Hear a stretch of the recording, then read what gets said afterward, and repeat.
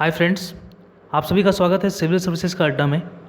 Today we are here with environment subject. ठीक है, तो आज का जो टेस्ट सीरीज होने वाला है that is going with environment subject. ठीक है, और this is the only test series available in the YouTube in English medium for the preparation of BPSC and CDPO exam that is going to be occur with in 4 to 5 month. ठीक है, this year. So that's why fully dedicated है English medium के student के लिए, और काफ़ी specific और content rich question मैं आप लोग के साथ लेके आया हूँ। ठीक है, जो इस पर the requirement of BPSC demand करती है और आने की संभावना है। ठीक है, तो उसी टाइप से मैंने सेट भी किया है क्वेश्चन। ठीक है, तो आइए टाइम को बर्बाद नहीं करते हुए क्वेश्चन को डिस्कस करते हैं। काफ़ी बेनिफिशियल भी होगा हम लोगों के लिए, प्रिपरेशन के दौरान काफ़ी बूस्टअप मिलता है ऐसे टेस्ट सीरीज को सॉल्व करने से। ठीक है, और the first question is here, TX2 program is launch by. ठीक है, तो TX2 प्रोग्राम किसकी तरह लॉन्च किया गया है? ठीक है, ऑप्शन है हमारा वर्ल्ड वाइल्ड लाइफ फंड। ठीक है, world wild life fund. Second one is here sites. Third one is here IUCN and the fourth one is here wild life institute of India. ठीक है, और फिफ्थ ऑप्शन तो आपको पता ही होगा, none more than one as per the BPSC pattern. ठीक है, तो हमारा यहाँ पर TX2 प्रोग्राम एक्चुअली है क्या? ठीक है, वो ये एक प्रोग्राम है, ठीक है, for the better protection and conservation of the tiger. ठीक है, और मेनली जो ये प्रोग्राम का मोटिव है to double the number of tiger. ठीक है, बस यही इसका मोटिव है। ठीक है, तो आइए इसको काफ़ी डिटेल से हम लोग देखेंगे भी TX2 प्रोग्राम क्या है। बट बिफोर डेट, ठीक है, ये किसकी तरह लॉन्च किया गया उसको देख लेते हैं। तो this was launch by the world wild life fund. ठीक है, तो यहाँ पर हमारा करेक्ट आंसर हो जाएगा ऑप्शन नंबर A। ठीक है, चलिए, क्योंकि ये पिछले साल काफ़ी बर्निंग टॉपिक रहा था, तो आई होप इससे क्वेश्चन बनने की संभावना काफ़ी ज़्यादा रहती है। ठीक है, अगर आप और कोई भी PCS की तैयारी कर रहे हैं BPSC के अलावा JPSC या UPPCS, तो उसमें भी ये क्वेश्चन आपको हेल्पफुल आ सकता है। ठीक है, चलिए इसका डिटेल्स हम लोग देखते हैं अभी।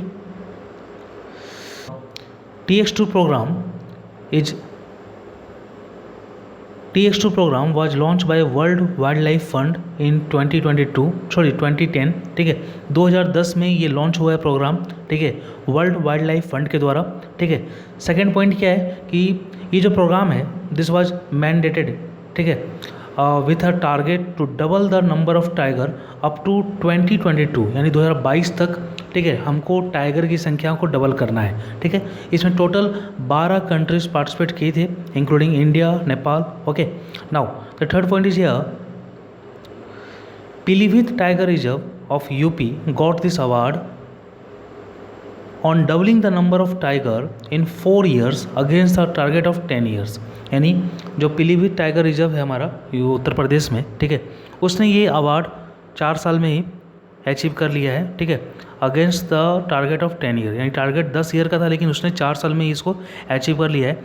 ठीक है, तो डेट्स वाई मैंने इस क्वेश्चन को इंक्लूड किया है। ठीक है, इस टेस्ट सीरीज में।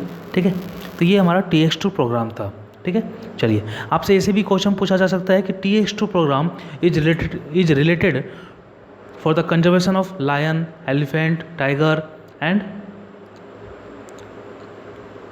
क्रोकोडाइल वगैरह, कुछ भी पूछ सकता है, तो आपको जानकारी होनी चाहिए। ठीक है, चलिए नेक्स्ट क्वेश्चन देखते हैं। Arrange the given initiative and steps taken for conservation and protection of elephant chronologically. यानी ये जो आपको गिवन दिया गया है, गज यात्रा, हाथी मेरे साथी, माइक, प्रोजेक्ट एलिफेंट, ये सब इनिशिएटिव है, स्टेप्स है टेकन बाय द गवर्नमेंट। ठीक है, आइदर इंटरनेशनली गवर्नमेंट और नेशनल गवर्नमेंट ऑफ इंडिया।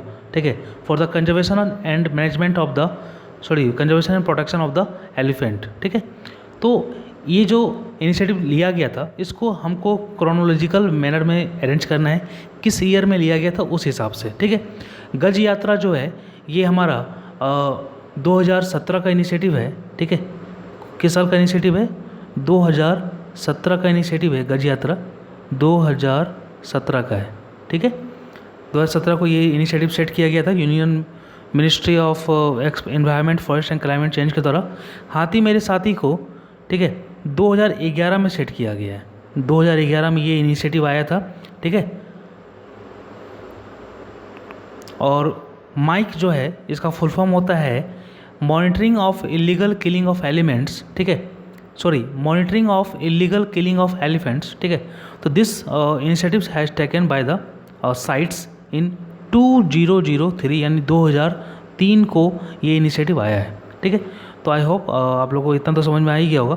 और प्रोजेक्ट एलिफेंट जो है ये हमारा 1992 को आया है, ठीक है, taken by the government of India, okay, for the conservation and management of the elephant, ठीक है, under the wild life protection act of 1972। तो प्रोजेक्ट एलिफेंट 1992 को आया है, ठीक है। माइक हमारा 2003 को आया है, हाथी मेरे साथी हमारे 2011 को आया है, और गज यात्रा कम्स इन 2017, ठीक है। तो if you try to arrange this in a chronological manner, then the first one come here with 1992 project elephant, यानी option D first one. Second position come MIKE, ठीक है, option number C. And the third one is here for हाथी मेरे साथी, ठीक है, option B. And the fourth one and last is गज यात्रा, डेट वॉज हैपन, ठीक है, 2017, ठीक है। तो इस प्रकार हमारा जो ऑप्शन होगा यहाँ पर, ठीक है, ऑप्शन नंबर हमारा ए यहाँ पर सही हो जाएगा, क्योंकि ये उस ऑर्डर में मिल रहा है, मैच कर रहा है, ठीक है। तो आई होप आप लोग को काफ़ी अच्छे से समझ में आ गया होगा, ठीक है, क्योंकि हमें जो भी इनिशिएटिव्स लिए गए हैं, ठीक है, for the conservation of a particular species, we will have to consider it, ठीक है। चलिए देखते हैं नेक्स्ट क्वेश्चन क्या है। Now the third one question is here, choose the correct match in the following, ठीक है। तो यहाँ पर क्या है कि डिफरेंट एनिमल्स, बर्ड के नाम दिए हुए हैं, और वो wild life protection act, sorry, IUCN के रेड बुक लिस्ट में किस मतलब स्पेसिस में आते हैं, ठीक है, क्योंकि IUCN जो है ये मेनली 9 पार्ट्स में मतलब अरेंज करता है as per the situation of the particular animal and bird, ठीक है। तो क्लासिफिकेशन करता है स्पेसिस का, ठीक है, उसके मतलब किस प्रकार वो फेस कर रहा है, ठीक है, इंडेंजर्ड है या फिर उसको क्रिटिकल इंडेंजर्ड हो गया है, ठीक है, या फिर वल्नरेबल पोजीशन में है, ठीक है, यानी सर्वाइव यानी एक्सटिंक्ट कर गया है तो उसको क्रिटिकली इंडेंजर्ड, सॉरी, एक्सटिंक्ट अगर कर गया है तो उसको हम लोग बोलते हैं कि वो अभी नहीं है, उसका कोई अस्तित्व नहीं बचा है, तो IUCN उसको एक्सटिंक्ट कैटेगरी में डाल देता है। इसी प्रकार यहाँ पर आपको 4 एनिमल्स, बर्ड के नाम दिए गए हैं, और उसमें उनको डिफरेंट स्पेसिस में किन को अरेंज किया गया है वो सामने दिया हुआ है। आपको देखना है कि कौन सा मैच सही है, कौन सा मैच सही नहीं है, ठीक है।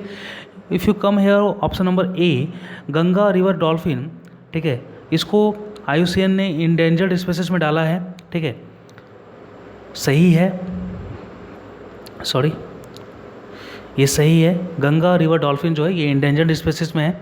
सेकेंड वन इज है ग्रेट इंडियन बस्टर्ड, ठीक है, हमारा जो 13th कॉप हुआ था कन्वेंशन इन गुजरात, ठीक है, 2020 को हुआ था,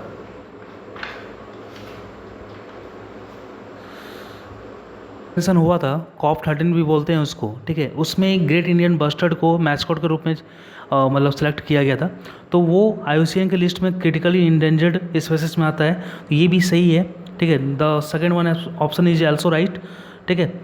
now the third one is snow leopard. Snow leopard जो है ये मेनली जो है हमारा जम्मू कश्मीर, सिक्किम, अरुणाचल प्रदेश वगैरह में ईस्टर्न हिमालय में पाया जाता है, सॉरी, स्नो लियोपार्ड मेनली जो है ईस्टर्न हिमालय में पाया जाता है, ठीक है।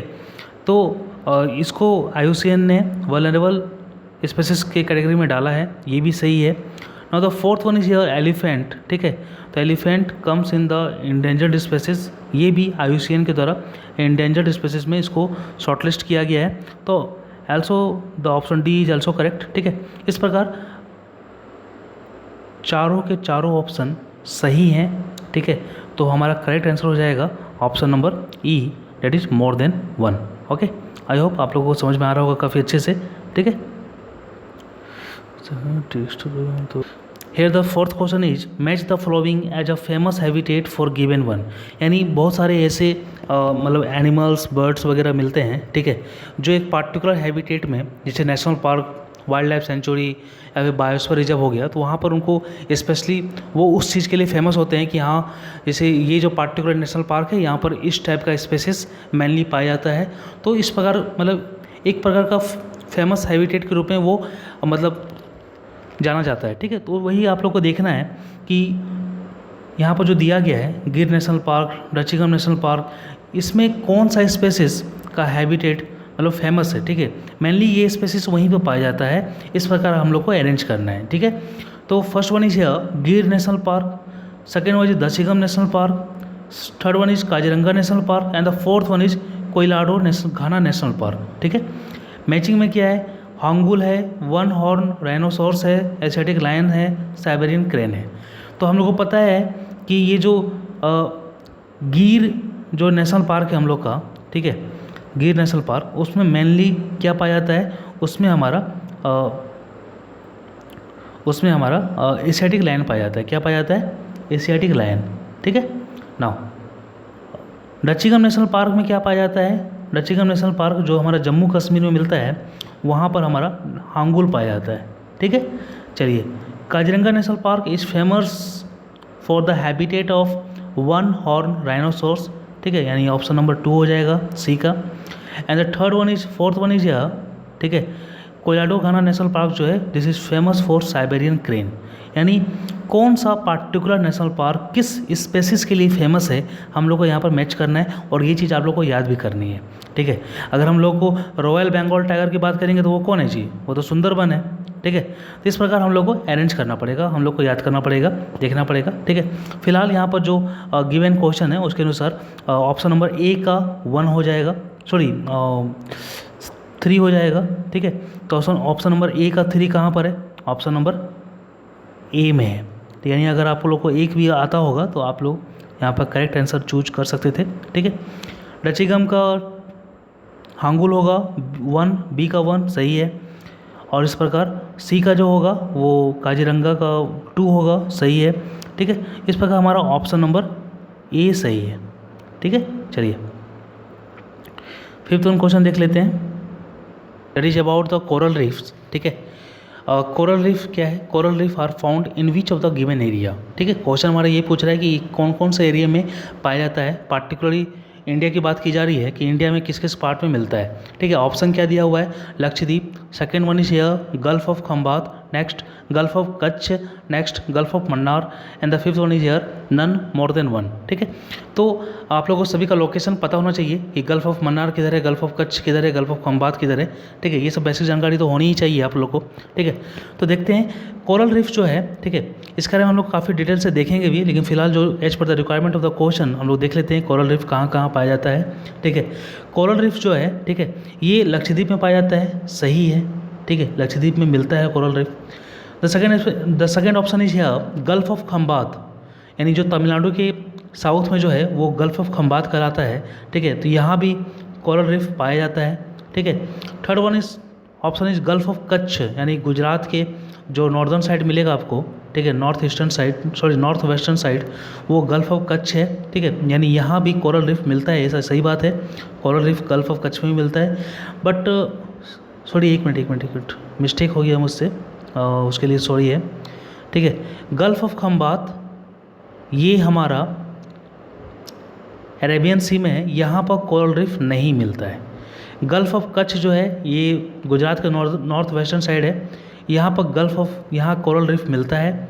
And the fourth option is here gulf of Mannar, ये तमिलनाडु के नीचे में है, यहाँ भी आपको क्या बोलते हैं, कोरल रीफ मिलता है। गलती हो गई थी, सॉरी फॉर द मिस्टेक। ठीक है, हो जाता है गलती कभी कभी। ठीक है, माइंड से मतलब हट ही गया था। ठीक है, तो इस प्रकार हमारा ए और सी और डी 3 जगह कोरल रीफ मिलता है।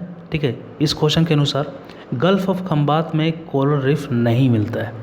ठीक है, चलिए, तो इस प्रकार जो हमारा आंसर हो जाएगा वो हो जाएगा ऑप्शन नंबर ई, क्योंकि यहाँ पर 3 ऑप्शन सही हैं। ठीक है, इस प्रकार हमारा ऑप्शन नंबर ई हो जाएगा। ठीक है, तो आई होप आप लोग काफ़ी अच्छे से एंजॉय किए होंगे ये 5 क्वेश्चन का सीरीज। आइए थोड़ा सा हम लोग एक्सप्लेनेशन देख लेते हैं कोरल रीफ के बारे में, क्योंकि जानकारी होनी चाहिए। कोरल रीफ की बात की जाएंगे तो this coral reef are included in the schedule 1 of the world wild life protection act of the 1972, ठीक है। जो वाइल्ड लाइफ प्रोटेक्शन ऑफ 1972 है वो स्पेसीज को चार शेड्यूल में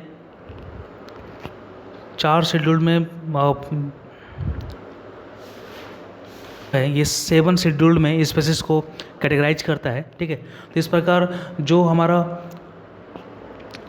कोरल रीफ है ये शेड्यूल फर्स्ट में आता है, ठीक है।